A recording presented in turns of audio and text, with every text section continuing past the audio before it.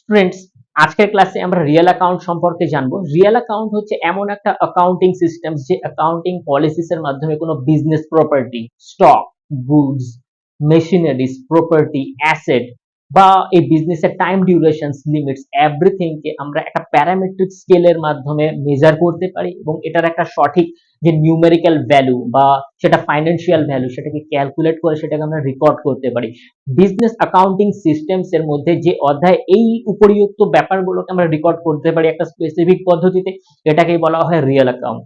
সাধারণভাবে কোনো একটা বিজনেসের যখন শুরু হয় এবং তার থেকে 10 বছর পরে সেই বিজনেসের প্রপার্টি কতটা বেড়েছে, বিজনেসের ক্লায়েন্ট কতটা বেড়েছে, আচ্ছা আমরা আমাদের স্টেটের বাইরের স্টেটগুলোকে কতটা জিনিস সাপ্লাই করতে পারছি, আমাদের কোনো ওভারসিজ কান্ট্রি মানে ফরেনে কোনো এক্সপোর্ট আমরা করতে পারছি কিনা, আমাদের প্রোডাক্টের ভ্যালুয়েশনস কত, মার্কেটে আমাদের প্রপার্টির পরিমাণ কত বেড়েছে এবং সেক্ষেত্রে আমাদের শেয়ার প্রাইস কত, আমাদের ইপিএস আর্নিং পার শেয়ার কত হয়েছে, এভরিথিং এই প্রত্যেকটা জিনিসকে আমরা প্যারামেট্রিক স্কেল দিয়ে কি করতে পারি, মেজার করতে পারি এবং সঠিক দিকে আমরা এগিয়ে যেতে পারি। কোন কোন জায়গায় আমাদের ভুল হয়েছে সেই ভুলগুলোকে সংশোধন করে আমরা কিভাবে সামনের দিকে মুভ করতে পারি।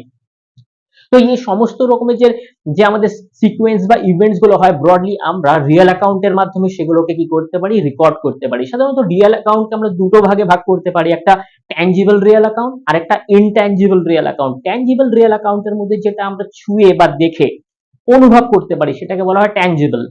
যেরকম প্রপার্টি হয়ে গেল, আমাদের cash in hand, cash at bank বা আমাদের কোনো অ্যাসেট, এগুলোকে আমাদের বিজনেসের ফলে যেগুলো আমরা ইনকাম করতে পারি বা জেনারেট করতে পারি এগুলোকে আমরা দেখে বুঝতে পারি বা অনুভব করতে পারি।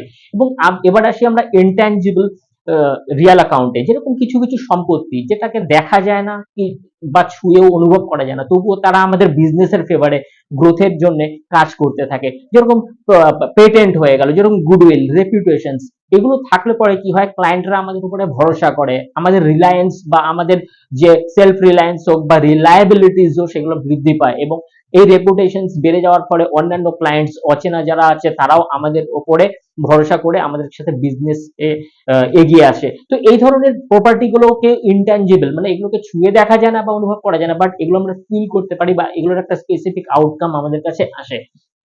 তো সাধারণত রিয়েল অ্যাকাউন্টের একটা রুলস থাকে, মানে বিজনেসের ক্ষেত্রে এরকম হয় যে ডেবিট হোয়াট কামস ইন, বিজনেসে যেটা আসে তাকে বলা হয় debit, and credit what goes out, মানে বিজনেসের বাইরে যেটা চলে যায় সেটাকে বলা হয় ক্রেডিট। তো ব্রডলি আমরা সমস্ত ব্যাপারটাকে এইভাবে ইন্টারপ্রেট করতে পারি। Thank you.